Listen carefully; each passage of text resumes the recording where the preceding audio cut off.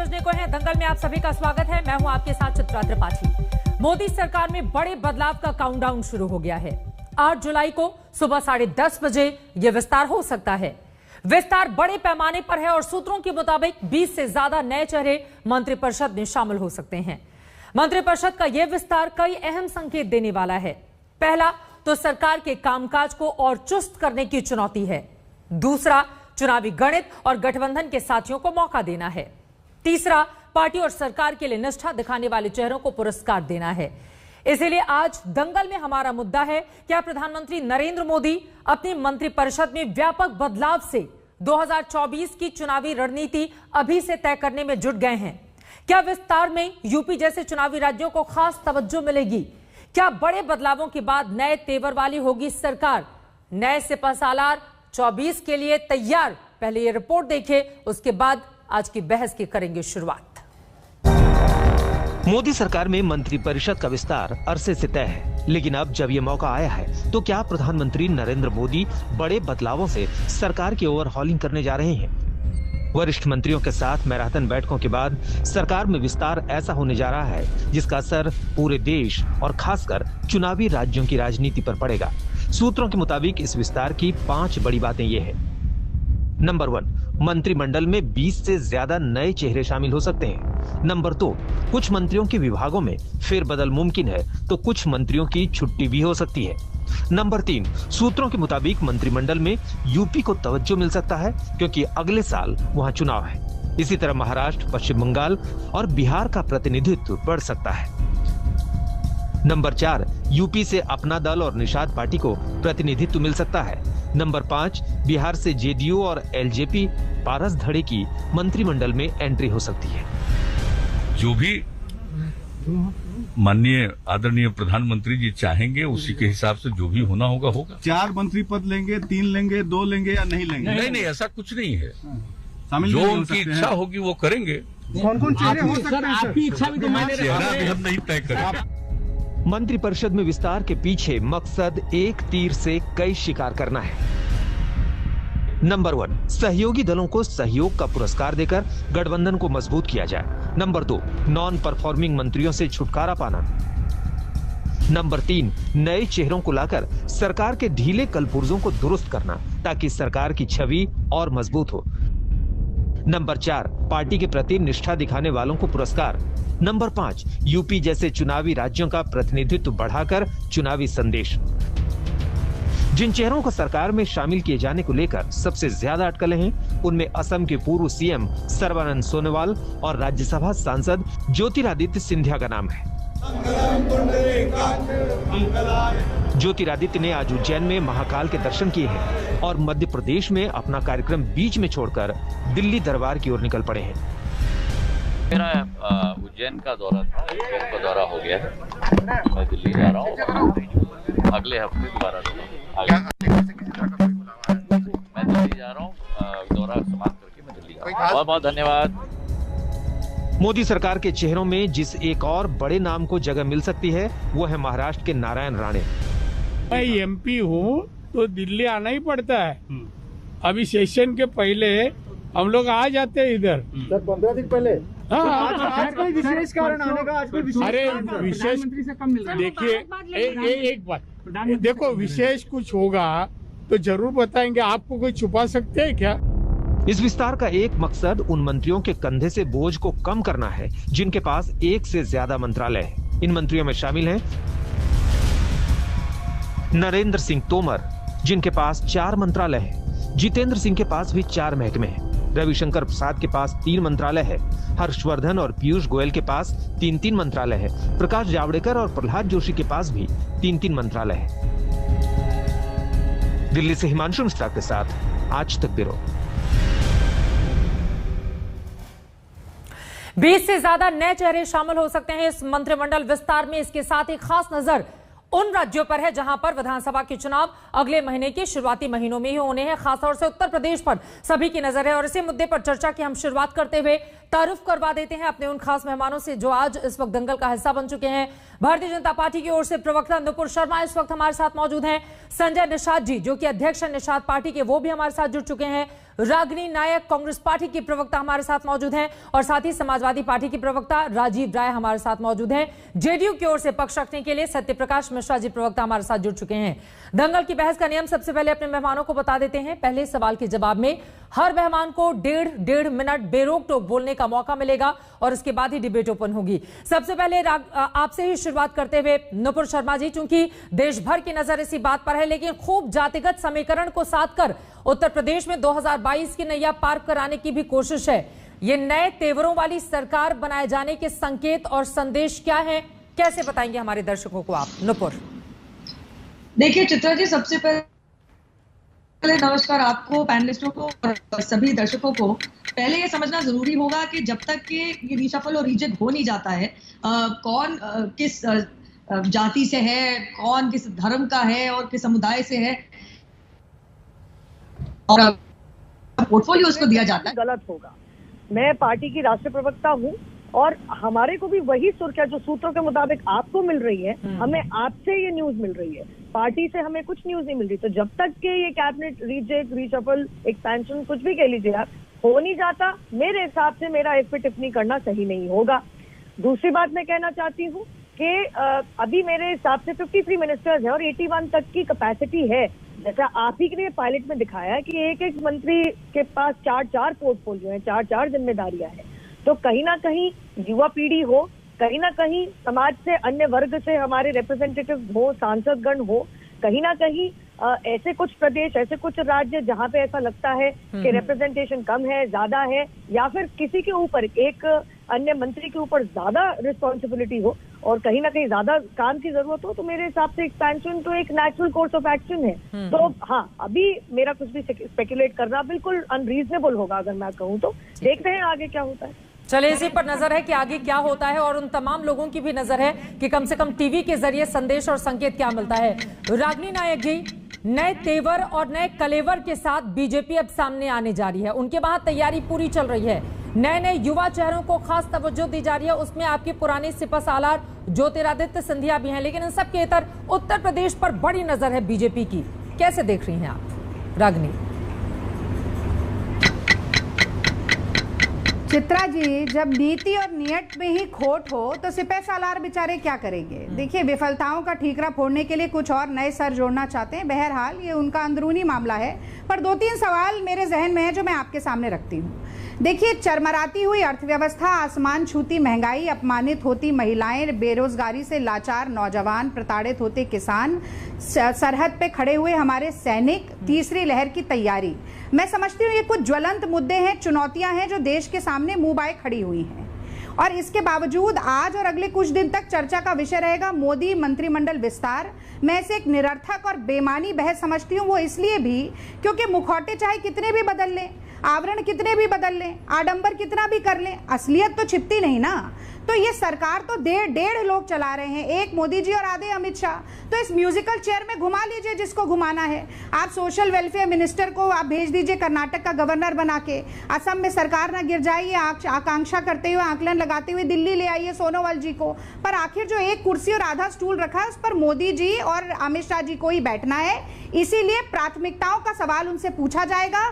आज किसानों से बात करने के लिए समय नहीं है, आज तीसरी लहर की तैयारी के लिए सर्वदलीय बैठक बुलाने के लिए समय नहीं है, पर दल बदलुओं की और अपने घटक दलों की सत्ता लोलुपता को शांत करने के लिए मंत्रिमंडल पर विस्तार करने का बहुत लंबा चौड़ा समय है और यही मोदी जी और उनकी सरकार का असली चेहरा है। इसीलिए शक्ति संतुलन भी क्या साधा जा रहा है? नुपुर शर्मा जी, इसका जवाब दीजिएगा 1.5 मिनट, क्योंकि पहले सभी मेहमानों को दिया जाता है, इस वजह से थोड़ा सा इंतजार कीजिए। संजय निषाद जी, सीधे आपके पास आते हुए फोन आ गया क्या? प्रवीण निषाद जी बनने जा रहे हैं मंत्री।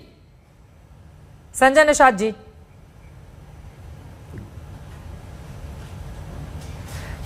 चलिए, संजय निषाद जी तक हमारी आवाज नहीं पहुंच रही है, लेकिन कहा जा रहा है कि प्रवीण निषाद को लेकर चर्चा तेज है कि कैबिनेट में उनको मोदी मंत्रिमंडल में जगह दी जा सकती है। अब सीधे समाजवादी पार्टी का रुख करते हुए सब बताइए, किस तरह से देख रहे हैं आप राजीव राय जी?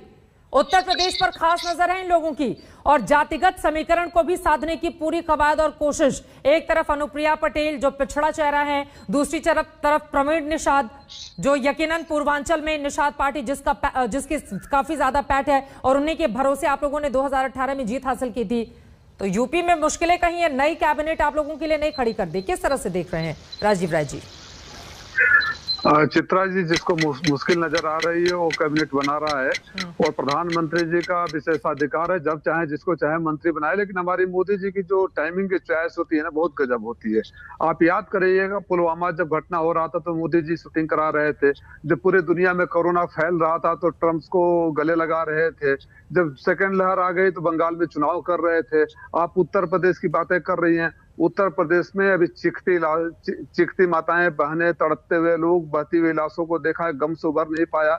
उत्तर प्रदेश में मैं तमाम कुछ उदाहरण दे दूं, अनुदेशक है, 2 साल पहले 18,000 रुपया उनको हाई कोर्ट ने ऑर्डर दिया तनख्वाह देने के लिए, उनकी भर्ती नहीं हो रही है। शिक्षकों की भर्ती नहीं हो रही है, BTET वालों की भर्ती नहीं हो रही है, दरोगाओं की भर्ती रुकी हुई है। लेकिन मंत्रियों की भर्ती जरूरी है क्योंकि उत्तर प्रदेश में चुनाव है। तो इस सरकार की माननीय प्रधानमंत्री जी की प्राथमिकता जो है वो जनता के लोगों से कुछ लेना देना नहीं, अपने मन के बोलना, अपने मन के करना और अपने ही सुनना। और इस सरकार में, जिस सरकार में मोदी जी मुख्यमंत्री है, जैसे बहन रागिनी बता रही थी, 1.5 लोगों वाले मुख्यमंत्री है, 1.5 है, 2 है, जो भी है, प्रधानमंत्री है सारी। इस सरकार में किसी मंत्री की कोई हैसियत है क्या? उत्तर प्रदेश के मंत्री क्षेत्र में जाने से डरते हैं कि जनता अगर कोई पूछ दे तो कोई काम नहीं करा सकते। ये सरकार कभी उस मुद्दे पर बात नहीं करती है। तो जातीय समीकरण साधले, इनकी छटपटाहट, इनकी कसक, इनकी बेचैनी, लोगों को ध्यान भटकाने की कोशिश, सब कुछ नाकाम होगी। और उत्तर प्रदेश पर विशेष ध्यान इसलिए है कि उत्तर प्रदेश में सारी कवायद कर लिए, इनको हार दिखाई दे रहा है और कुछ भी इनको मदद करने के लिए आगे नहीं आएगा। चलिए ठीक है, आपका समय खत्म हो गया है, दोबारा मैं आपके पास आऊंगी। संजय निषाद जी, सबसे पहले ये बताइए, फोन आ गया है क्या? प्रवीण निषाद जी मंत्री बनने जा रहे हैं?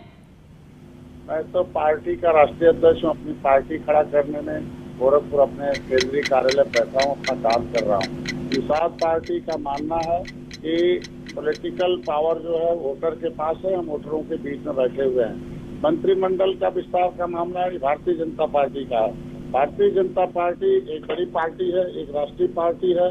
उस राष्ट्रीय पार्टी में आपका जो है मुद्दा उनको हल करना है। मैं भारतीय जनता पार्टी को मैं बधाई दूंगा कि कम से कम, और देश की राजनीति को बधाई दूंगा कि उत्तर प्रदेश ऐसा प्रदेश है कि बधाई दे रहे हैं, यानी कि फोन आ गया है? नहीं, मैं तो बधाई इसलिए दे रहा हूँ कि उत्तर प्रदेश, और मुस्कुरा भी रहे हैं आप बहुत, मतलब मान ली गई है आपकी बात। मैं तो हमेशा मुस्कुराता रहता हूँ, कितना दुख है, ये निषाद राज के वंशज हैं और ये राम को पार उतारने वाले हैं। हमेशा मुस्कुराते रहते हैं हम, तो किसी भी दुख में सुख में साथ देने वाले हैं। उत्तर प्रदेश हमेशा प्रधानमंत्री देता रहा। हम उम्मीद रखेंगे प्रधानमंत्री से कि जो प्रधानमंत्री प्रदेश देता हो उस प्रदेश के लिए कम से कम विशेष होना चाहिए। और उत्तर प्रदेश ऐसा प्रदेश है जहाँ सत्ता की सीढ़ी दिल्ली की यहीं से जाती है। तो हम चाहेंगे कि यहाँ जितनी भी जातियां हैं, इस देश को आजाद कराने में उत्तर प्रदेश बहुत आगे रहा है। उत्तर प्रदेश का पुराना नाम जो है यूनाइटेड प्रोविंस रहा है। यहाँ हमेशा लोग यूनाइट रहे हैं और एकजुट रहे हैं। एकजुटता का परिणाम रहा है कि पूरे देश में उत्तर प्रदेश की एक गरिमा है। उत्तर प्रदेश के लोग दिल्ली में हमेशा हलचल मचाते रहे हैं। वो चाहे चलिए, आपका 1.5 मिनट शुरुआती खत्म हो गया है, लेकिन मैं दोबारा आपके पास आऊंगी। और जो सवाल मैंने पूछा था कि प्रवीण निषाद अब नए कपड़े सिला रहे हैं कि नहीं यहाँ पर मंत्रिमंडल के लिए, उसके बारे में आप जानकारी दीजिएगा हमारे दर्शकों को। और खासतौर से जिसकी राजनीति को लेकर आप आगे बढ़े हैं वो लोग भी सुनना चाहेंगे आपको। लेकिन सत्यप्रकाश मिश्रा जी हमारे साथ जेडीयू के प्रवक्ता भी जुड़े हुए हैं। सत्यप्रकाश जी, जेडीयू से कितने मंत्री बनने जा रहे हैं मोदी सरकार में? क्या फैसला हुआ है? कौन कौन से लोग मंत्री बनेंगे? इसके बारे में विस्तार से जानकारी दीजिए हमारे दर्शकों को, क्योंकि थोड़े कंफ्यूजन की स्थिति है। मुख्यमंत्री से सवाल पूछा गया था लेकिन नीतीश कुमार ने गोलमोल घुमा दिया। आपके पास तो पूरी जानकारी होगी, बताइए कितने लोग शपथ लेने जा रहे हैं जेडीयू की ओर से? चित्रा त्रिपाठी जी, नीतीश जी कभी किसी चीज को गोल गोल नहीं घुमाते हैं। उन्होंने बहुत जिम्मेदारी से कहा है कि प्रधानमंत्री का विशेषाधिकार है, ये उनको तय करना है। और कई पत्रकारों ने सवाल पूछा भी कि 3 होंगे 4 होंगे। अभी इस पर कोई कमेंट करना बहुत उचित नहीं होगा। जब माननीय मुख्यमंत्री जी ने ये कहा है तो उनके बयान को आप बहुत जिम्मेदारी से लीजिए। और वो बहुत जिम्मेदारी से बात को रखते हैं, वो कभी किसी चीज को गोल मोल नहीं घुमाते हैं। और जहां तक रागिनी जी बोल रही थी कि बहुत एक्सपेंशन हो रहा है, किसी काम का नहीं है, 1.5 लोग चलाते हैं, मैं बहुत इतिहास में जाना चाहता नहीं था, लेकिन उन्होंने विवश किया है। 10 जनपद से एक व्यक्ति बैठकर पूरी सरकार को चला रहा था। रागिनी जी को यह पसंद आ रहा था, जबकि वो दिल्ली विश्वविद्यालय की एक छात्र राजनीति से निकली है, फिर भी उनको पसंद था। बहुत अच्छी बात है, उनको शुभकामना। देश को सुचारू रूप से चलाने के लिए यदि संविधान में 81 मंत्री की बात है तो वो होना चाहिए और इसका स्वागत होना चाहिए। इसमें सबका प्रतिनिधित्व हो, ये तो नॉर्मल सी बात हमेशा हर सरकारों में रही है, हर राज्य के हर वर्ग के लोग उसमें रहते हैं। ये एक नियमित प्रक्रिया है देश को चलाने के लिए। प्रधानमंत्री के पास एक विशेषाधिकार है, वो उसका इस्तेमाल जरूर करेंगे और एक बेहतर भविष्य के लिए करेंगे, उसके प्रति हमें आश्वस्त होना चाहिए। और सरकार पूरी सफलता के साथ सभी कार्यों को अभी भी निष्पादित कर रही है, लेकिन अगर कुछ और मंत्री उसमें शामिल होंगे तो सरकार के निष्पादन का जो तौर तरीका और कार्य का तरीका है वो और उसमें धार पैदा होगी। जो मोदी सरकार एनडीए की सरकार चल रही है उसमें एक नई धार पैदा हो, के कुल कितने चेहरे शामिल होने के लिए जा रहे हैं इसके बारे में आप बता देते हैं। रागिनी नायक पर चूंकि आपने सवाल खड़े किए हैं, रागिनी आप जवाब दीजिए, उसके बाद नुपुर शर्मा मैं फौरन आपके पास आ रही हूँ। रागिनी नायक जी, वो कह रहे हैं 10 जनपद से जब सब कुछ चलता था तो आपको उस समय ख्याल नहीं था, आज आपको 1.5 प्रधानमंत्री दिखाई देते हैं केंद्र में। देखिए 7 साल से तो 10 जनपद का कोई व्यक्ति नहीं है जो कि सत्ता चला रहा है।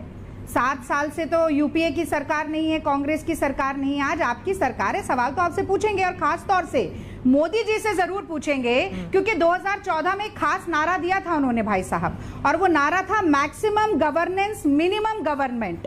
और अब वो नारा क्या हो गया है? Maximum government zero governance. उसका मैं आपको उदाहरण देती हूँ। हमारे देश की वित्त मंत्री ऐसी हैं जिनसे महंगाई पर सवाल पूछा जाए तो कहती है मैं प्याज नहीं खाती, आप भी मत खाइए, सस्ती हो जाएगी। हमारे देश के टेलीकॉम मंत्री ऐसे हैं जो कि व्हाट्सएप और ट्विटर से भिड़ंत लड़ाई लड़ रहे हैं, लेकिन टेलीकॉम इंडस्ट्री किस तरह से गर्त में जा रही है उनको कोई इसका एहसास नहीं है। 14 बड़ी कंपनी से 2.5 पर सिकुड़ कर आ गई। कॉमर्स मिनिस्टर ऐसे हैं पीयूष गोयल, जिन्हें ये नहीं पता कि इंपोर्ट डेफिसिट जो है वो खुश होने का सबब नहीं है, विकासशील देशों के लिए चिंता का सबब है। स्वास्थ्य मंत्री ऐसे हैं जो कहते हैं कि अगर उनसे सवाल पूछे कोरोना पे तो डार्क चॉकलेट खा लीजिए, और लाला रामदेव के साथ कोरोनिल का प्रचार करते हैं। तो ऐसे नॉन परफॉर्मिंग एसेट की आप और लंबी फहरिस्त बनाकर क्या करेंगे मोदी जी? वैसे ही देश का एनपीए 2.5 लाख करोड़ हो गया है और सरकार के भीतर के नॉन परफॉर्मिंग एसेट बढ़ते जा रहे हैं। तो असल में ये एक्सपेंशन क्या है? सिर्फ 2 लाइन में बताती हूँ। ये एक्सपेंशन असल में है डिट्रैक्टर डिफैक्टर अकोमोडेशन एक्सपेंशन, कोalition अपीजमेंट एक्सपेंशन, यानी कि दल बदलू घर वापसी ना कर लें, ये सुनिश्चित करने के लिए मंत्रिमंडल का विस्तार कर लिया जाए। और इसी के साथ साथ जो घटक दल नाराज हो रहे हैं, जदयू की भी परेशानी है, नीतीश बाबू लगे हुए हैं कि एक करियर ब्यूरोक्रेट जो है उनको जल्दी से मंत्रिमंडल का हिस्सा बना लिया जाए। तो घटक दल जो छिटक रहे हैं, अकाली दल चला गया, अब जदयू के साथ सरकार चलानी मुश्किल बिहार में ना हो जाए, तो ये खुश करने का साधन है। इसका जवाब ले लेती हूँ। और बड़ी प्राथमिकताएं जो देश की है वो सारी धूमिल पड़ गई है। हटाने के लिए मंत्रिमंडल विस्तार किया जा रहा है। नुपुर शर्मा जी, ठीक है, सत्यप्रकाश जी लौटूंगी मैं आपके पास। नुपुर शर्मा जवाब दीजिए। देखिए, कुछ जवाब तो मैं देना चाहती हूँ। सबसे पहली बात तो है कि रागिनी जी बहुत आराम से भूल गई, और अच्छा है सत्यप्रकाश जी ने बिल्कुल इनको याद दिलाया। पिछले 6 साल की नहीं, चलो यही याद दिला दे रागिनी जी आपको कि ये सच में ये विशेषाधिकार प्रधानमंत्री जी का ही होता है।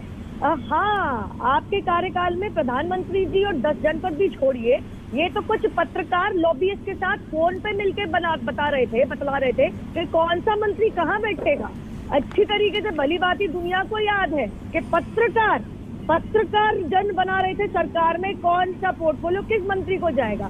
बहरहाल एकमात्र कांग्रेस पार्टी ऐसी है, यूपीए सरकार ऐसी है जिसके अंदर भली बात पूरी जनता जनार्दन जानती है कि अगर कोई गैर गांधी परिवार से अगर प्रधानमंत्री बन जाए तो कैसी बेइज्जती की जाती है। अब चाहे वो पीवी नरसिम्हा राव जी की मृत्यु के अंदर उनकी बेइज्जती हो, कैसे उनके मॉडल रिमेन्स को आपके हेडक्वार्टर में एंट्री तक नहीं मिली थी क्योंकि वो गैर गांधी परिवार के सदस्य थे, और उनके जीते जी डॉक्टर मनमोहन सिंह को कैसा कठपुतली बनाया गया। कुछ नहीं होता, मैं बोल सकती हूँ, आप नहीं डिसाइड करेंगी मैं क्या बोलूंगी। सुनने की क्षमता रखिए, आप 2 बार बोल चुकी हैं, सुनने की क्षमता रखिएगा। और मैं इतना बता दूं, मैं जनता को बता रही हूँ कि विषयांतरण हो रहा है यहाँ पर। ठीक है, आप आरोप लगाइए, मैं जवाब दे दूं। ठीक है, एक सेकंड नहीं, हम मेन मुद्दे पर ही रहेंगे, लेकिन इस वक्त की बड़ी खबर में जल्दी से दे देती हूँ और उसके बाद अपने मेहमानों के पास जाऊंगी। देखिए, इन सब के बीच एक तरफ केंद्रीय मंत्रिमंडल विस्तार को लेकर चर्चा जारी है, वहीं दूसरी ओर सोनिया गांधी से मुलाकात करने के लिए 10 जनपद पहुंचे हैं पंजाब के मुख्यमंत्री कैप्टन अमरिंदर सिंह। पंजाब की सियासत को लेकर सोनिया गांधी से यह चर्चा होनी है। अब बीच का रास्ता सुलह समझौता जो पिछले काफी दिनों से कैप्टन और सिद्धू के बीच अटका हुआ है, क्या आज की इस मुलाकात के बाद निकल जाएगा, ये अपने आप में बड़ा सवाल है। और रागिनी नायक, ये महत्वपूर्ण है ना, देखिए, एक तरफ वो कैबिनेट विस्तार कर रहे हैं, नए तेवर, नए कलेवर, नए धार के साथ वो लोग सामने आ रहे हैं, और आप लोग पंजाब का, राजस्थान का, ये तमाम जो राज्यों के झगड़े हैं उसको ही नहीं सुलझा पा रहे हैं। हर हफ्ते इस तरह की खबर आती है कि पंजाब से मुख्यमंत्री पहुंचे हुए मुलाकात करना। आज तो खैर मुलाकात हो रही है, लेकिन क्या इस बात की उम्मीद की जाए कि कम से कम अंदरूनी जो झगड़ा चल रहा है पंजाब के भीतर आपके कांग्रेस के नेताओं का आपस में, वो कम से कम अब आज की इस मुलाकात के बाद दूर हो जाएगा? क्या है एजेंडा मुलाकात का, रागनी? चित्रा, उम्मीद, केवल उम्मीद मत रखिए, विश्वास कर लीजिए मेरी बात का कि जो सिर्फ उटव्वल उत्तर प्रदेश में चल रही है कि उप मुख्यमंत्री की मुख्यमंत्री से नहीं बनती, मुख्यमंत्री की प्रधानमंत्री से नहीं बनती, सांसद अपने मुख्यमंत्री पर कोरोना मिसमैनेजमेंट का आरोप लगाते हैं, विधायक अपने मुख्यमंत्री के खिलाफ धरना दे देते हैं, इससे बड़ा झगड़ा पूरे देश में कहीं नहीं हो रहा है। तो जो ये आरोप कांग्रेस पार्टी पर लगाने वाले लोग हैं वो अपने गिरेबान में झांक लें। एक उंगली हमारी तरफ है तो 3 उनकी तरफ है। अब ये बात कर रही थी मोहतरमा बेइज्जती की, तो अडवाणी और मुरली मनोहर जोशी जी से ज्यादा बड़ी बेइज्जती तो मुझे लगता नहीं कि किसी भी वरिष्ठ नेता की हुई है। जेपी नड्डा राष्ट्रीय अध्यक्ष है भारतीय जनता पार्टी के, वो बेचारे हिमाचल प्रदेश में रहकर वो अपने पिताजी के साथ कुछ कार्यक्रम कर रहे थे, और यहाँ पर मंत्रिमंडल से मुलाकात करने के लिए पहुंचे थे। नुपुर, एक सेकेंड, जेपी नड्डा जी हिमाचल प्रदेश में रह गए और यहाँ पर मंत्रिमंडल के विस्तार पर निर्णय ले लिए गए। भारतीय जनता पार्टी के राष्ट्रीय अध्यक्ष की कितनी हैसियत है ये हमने एक मीटिंग में देखा था, जहाँ पर मोदी और अमित शाह से आगे न निकल जाए नड्डा जी, इसलिए उनका हाथ पकड़कर पीछे खींच लिया गया था। तो आप बेइज्जती के नहीं, ठीक है, आपस में इस तरह की तो मैं नहीं। नुपुर शर्मा जी, आपकी जानकारी के लिए मैं बता दूं, बीच में एक सेकंड, रागिनी प्लीज, बीच में आपका फ्रेम भी फ्रीज हो रहा है, प्लीज इस तरह से तो मैं नहीं, ये गलत बात है। आवाज दोनों लोगों का डाल दीजिए। ये समझना बहुत जरूरी है, जिस मुद्दे पर हम यहाँ पर डिस्कशन के लिए बैठे हुए हैं उसी मुद्दे पर बातचीत करेंगे, लेकिन ये भी बात समझनी चाहिए प्रवक्ताओं को कि हम अपनी जुबान उनकी जुबान में नहीं दे सकते, इसलिए जो बातें कह रहा है उसको गौर से सुना भी जाना चाहिए। इन सब के तहत नुपुर शर्मा जी, आपकी जो शिकायत थी, चूंकि कैप्टन अमरिंदर सिंह ने अभी जाकर मुलाकात की और उसकी तस्वीरें भी सामने आ रही थी, इस वजह से मैंने रागनी से सवाल पूछा था, तो ये जो आपने आपत्ति दर्ज कराई है वो पूरी तरह से गलत है। संजय निषाद जी, मैं आपके पास आऊंगी, जरा अंदर की खबर दीजिए, हमारे दर्शकों को बहुत इंतजार कर रहे हैं इस मंत्रिमंडल को लेकर कि कौन कौन से चेहरे शामिल हो सकते हैं, आप लोगों से क्या बातचीत हुई है। नए सिपा सालार 24 के लिए कितने तैयार, इस मुद्दे को लेकर लगातार दंगल में चर्चा जारी है। 768 दिनों के बाद अब केंद्रीय मंत्रिमंडल में यह पहला विस्तार मोदी 2.0 का, और इसके जरिए एक बड़ा चुनावी संदेश दिए जाने की भी कोशिश। नुपुर शर्मा, आप शिकायत कर रही थी, पहले अपनी ही बात कर लीजिए। उत्तर प्रदेश में खासतौर से फोकस रखा जा रहा है और इसी वजह से माना यह जा रहा है कि वहां पर तमाम जातिगत समीकरण को साथ कर बीजेपी सबको साथ में लेकर चलने का मैसेज देना चाहती है, ताकि कम से कम जो कयास और बहुत सारी गॉसिप वाली खबरें पिछले दिनों चल रही थी उस पर विराम लगाया जा सके। क्या स्थिति है उत्तर प्रदेश की, नुपुर? देखिए चित्रा जी, मैं तो इतना कहूंगी कि जो लोग यहाँ बैठ के अटकलें लगा रहे हैं कि कौन से प्रदेश से कौन से मंत्री बनेंगे, हालांकि आप महाराष्ट्र, असम, मध्य प्रदेश, अन्य ऐसे प्रदेशों के आप सांसदगण को दिखा रहे हैं अपने चैनल के ऊपर, अपने पायलट के ऊपर, लेकिन अगर उत्तर प्रदेश से आ रहे हैं तो उस पर इतनी इनको आपत्ति जताने की कोशिश कर रहे हैं विपक्षी दल के नेता। कमाल की बात है, ये तक कह दिया कि आप इनको मंत्रिमंडल से उठा के आपने इनको गवर्नर कैसे बना दिया, जिन्होंने अपनी पार्टी के अध्यक्ष नहीं बना पाए अभी तक, सालों साल हो गए, समझ नहीं आके दिया। ग्रैंड ओल्ड कांग्रेस पार्टी कहते हैं अपने आप को, आज तक अध्यक्ष नहीं बना पाए। प्लीज बोल लीजिएगा, दोनों लोग साथ में बोलेंगे, समझ में नहीं आएगा। प्लीज रागनी पर नुपुर की बात कंप्लीट हो जाए उसके बाद आप बोलिएगा, प्लीज रागनी नायक। देखिए प्लीज, देखिए चित्रा जी, मेरी आपत्ति यही थी कि अगर आपको कांग्रेस पार्टी की आज रैली करानी है तो इनको अकेला 1 घंटा बीच में हमें क्यों बुलाया है?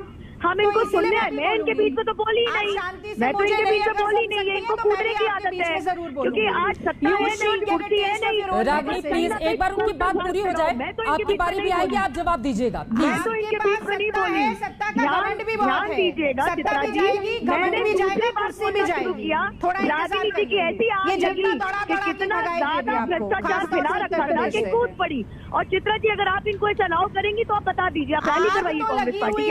एक सेकेंड, नुपुर शर्मा जी, ये कोई तरीका नहीं होता है, प्लीज मैडम। नुपुर शर्मा जी, नुपुर शर्मा जी, ये कोई तरीका नहीं होता है, please ma'am. Nupur Sharma ji please, हम डिबेट में बैठे हुए हैं, हम किसी की भी रैली नहीं करवा रहे हैं। अगर कोई क्रॉस क्वेश्चन आपसे पूछ लेता है तो इतना तिलमिलाने की प्लीज नुपुर जी, आप तो इतनी सीनियर हैं, आप तो इतनी सीनियर हैं, ये शोभा नहीं देता है। और मुझे लगता है कि आपस की तूतू में नुपुर शर्मा जी प्लीज, बाकी के 3 लोग भी बैठे हुए हैं और वो बहुत बेसब्री से इंतजार कर रहे हैं। आप मुझसे लड़के उनका समय जाया कर रही हैं। इसीलिए मैं किसी के बीच में नहीं बोल रही, मैं बहुत सीनियर हूँ, इसीलिए मैं किसी के बीच में नहीं बोल रही। जो मेरे बीच में कूद रहे हैं उनकी तिलमिलाहट दिख रही है। क्यों? क्योंकि उनके कार्यकाल की जीरो एक सेकंड आपकी बारी जब आएगी बोलिएगा। बहुत बीच में कूद रहा है, मैं तो नहीं कूदी।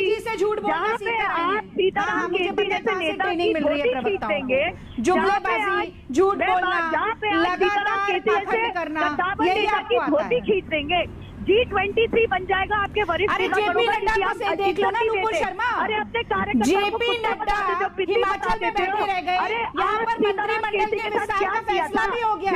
भाजपा के अध्यक्ष की कोई हैसियत नहीं है भाजपा में। एक मीटिंग में जाते हुए जेपी नड्डा का हाथ पकड़कर खींचकर बाहर फेंक देते हैं। अमित शाह जी, हिमाचल में जो चुनाव आने वाला है, हिमाचल के लोग देख नहीं रहे कि जेपी नड्डा की कैसी बेइज्जती हो रही है। आज आपकी सरकार है, सवाल आपसे ठीक है, हो गई, में से बाहर निकलते हैं। अभी तो कैबिनेट विस्तार को लेकर हम बातचीत कर रहे हैं ना। ठीक है, ठीक है, प्लीज नुपुर शर्मा जी आपको भी और रागिनी आपको भी रोकते हुए। संजय निषाद जी, संजय निषाद जी, आप मुस्कुरा रहे हैं बहुत देर से। सर बताइए ना क्या जानकारी मिली है? मतलब आप खुश लग रहे हैं, इसका मतलब सब कुछ ठीक ठाक है। खोल के बताइए ना कि कौन सा मंत्रिमंडल विस्तार में कौन सी जगह दी जा रही है, कब जा रहे हैं? अब दर्शक इंतजार कर रहे हैं ना आपसे बड़ी खबर का। चित्रा जी, मेरे को political God father of fisherman की जो उपाधि मिली है, 70 साल में पहली बार है कि निषादों के मछुआरों के मुद्दे को प्रधानमंत्री, राष्ट्रीय अध्यक्ष और गृह मंत्री के सामने रखने का अवसर मिला है। ये पिछली सरकारों ने तो इस जो देश को आजाद कराने वाले जो भी 578 जातियां थी, ये इनको तो खत्म कर दिया था। देश उन्होंने आजाद कराया, संविधान उन्होंने बनाया। मैं सवाल क्या पूछ रही हूँ, आप कहाँ जा रहे हैं? मैं वहीं जा रहा हूँ। आपने हाल ही में गृह मंत्री से भी मुलाकात की थी अपने बेटे के साथ, तो बताइए ना कि क्या मिला है आप लोगों को? निश्चित रूप से अगर हमारे मुद्दे को अगर हम पार्टी के सामने राष्ट्रीय मुद्दे रख रहा हूँ, तो अगर विशेषाधिकार है भारतीय जनता जो आपके निषाद समाज के लोग हैं वो आपको सुनना चाह रहे हैं कि क्या मिला, तो बताइए ना कि क्या मिला आपको? अभी समय आने पर निश्चित रूप से मिलेगा, सम्मान मिल रहा है। खुशखबरी है आप लोगों के लिए दिल्ली से? तो हमारे मुद्दे तो मोदी और योगी हल कर सकते हैं ना, कोई और नेता तो नहीं कर सकता। लेकिन वहाँ मेरे को वकील चाहिए, तो निषाद पार्टी का हमें पूरा उम्मीद है और विश्वास है कि एक वकील जरूर इस मंत्रिमंडल में होगा। मैं आगे उम्मीद रखता हूँ। मतलब आप बड़ी खबर दे रहे हैं। मैं अपने दर्शकों को बता दूं कि प्रवीण निषाद मोदी मंत्रिमंडल में मंत्री बनने जा रहे हैं। मैं कह रहा हूँ कि आज के दिन में उनका विशेषाधिकार है, लगेगा कि नहीं निषाद पार्टी और निषाद समाज का एक वकील रहेगा, तो ये जो आज के दिन में बेईमान अधिकारी जो है प्रदेश में तांडव मचाए हुए, पिछली सरकारों ने उन्हें छूट दे रखा था लूट-फूट का, वही आदत आज के दिन में है। बाकी जेडीयू के नेता भी इंतजार कर रहे हैं। सर आप गोलमोल घुमा दे रहे हैं ना। अब आप बार बार रामायण का जिक्र करते हैं, कहते हैं कि केवट भगवान राम की नैया पार लगाए थे, तो आप बताइए ना कि बीजेपी की नैया 2022 में पार लगाने की जिम्मेदारी आपको दे दी गई है। खोल के बताइए ना कि हम बनने जा रहे हैं कि नहीं बनने जा रहे हैं, हाँ या ना? उसके बाद मैं बाकी मेहमानों के पास जाऊँ। मैं तो सहयोगी दल हूँ, अगर सहयोग लेना है भारतीय जनता पार्टी को, निश्चित रूप से उन्हें देना पड़ेगा। वादा उन्होंने किया तो पूरा उन्हें करना है। हम लोग तो मांगने ना, मैं मांगने वाला नहीं हूँ, बल्कि हम लोग तो देने वाले हैं। श्री राम को हम लोगों ने लंका पर विजय प्राप्त करने के लिए सेना दी थी। सेना तो हमारे पास है, भारतीय जनता पार्टी को सेना का उपयोग करना होगा, क्योंकि मोदी और योगी को ही करना है, उनके अलावा कोई कर भी नहीं सकता है। इसलिए उनको छोड़कर कहाँ निषाद समझ जाएगा। 70 साल से सबके पास तो घूमते घूमते इनके पास आया। हमें पूरा उम्मीद है कि मोदी जी के मंत्रिमंडल अरे एक लाइन में आपको बताना है संजय निषाद जी, आप पूरा का पूरा रामायण सब कुछ महाभारत सब पढ़ा दे रहे हैं। एक लाइन में बताना है कि मंत्री बन रहे हैं नहीं बन रहे हैं, फिर मैं बाकी मेहमानों के पास जाऊँ। मैं कह रहा हूँ मंत्री बनने का और न बनने का ऊपर वो भारतीय जनता के पार्टी के ऊपर है। हम लोग पार्टी के राष्ट्रीय अध्यक्ष हैं, हम पार्टी खड़ा करने के लिए 160 सीट तैयार कर रहे हैं। हम अपने मित्र दल को मतलब संदेश दे के चले आए हैं कि कैसे उत्तर प्रदेश में निषाद समाज इंतजार कर रहा है। इस तरीके से निषाद समाज को जो वादा किया था उसे पूरा नहीं हुआ। उनके इंतजार की घड़ियां खत्म होने वाली हैं इस बार। वो तो समय आएगा। अब आप लोगों को पहले सूचना मिलती है। हम लोग तो बहुत दूर है, दिल्ली बहुत दूर है, उत्तर प्रदेश में गोरखपुर में बैठा हूँ केंद्रीय कार्यालय पर, क्योंकि पूर्वांचल में बहुत ज्यादा नदियां हैं, बहुत ज्यादा झीलें, निषाद सबसे ज्यादा परेशान है। आपसे ज्यादा कोई नहीं जानता होगा किस तरीके से यहाँ के लोग जी रहे हैं। 70 साल से पिछली सरकारों ने इनके साथ कितनी नाइंसाफी की है, कितना अन्याय किया है, इनके आरक्षण को तोड़ मरोड़ रागिनी भी मुस्कुरा रही है, नुपुर भी कुछ कहना चाहती हैं, लेकिन बाकी के दोनों मेहमानों के पास जाते हुए, चूंकि बहुत सारी बातें राजनीति में मुंह से नहीं कही जाती हैं, लेकिन जो मुस्कुराहट होती है और जो बॉडी लैंग्वेज होती है, यानी कि आत्मविश्वास, वो बयां कर देती है। तो निषाद पार्टी के अध्यक्ष आज काफी संतुष्ट बैठे हुए हैं। संजय निषाद, इसके जरिए माना जा सकता है कि कम से कम आपकी बात मान ली गई है। बाकी मेहमानों का रुख करते हुए सत्यप्रकाश मिश्रा जी, अगर मेरी आवाज आप तक पहुंच पा रही हो, चूंकि अपने सहयोगियों को भी साधने की कोशिश बीजेपी की ओर से लगातार की जा रही है, जेडीयू की ओर से आप लोगों ने 4 से 5 लोगों की डिमांड रखी है।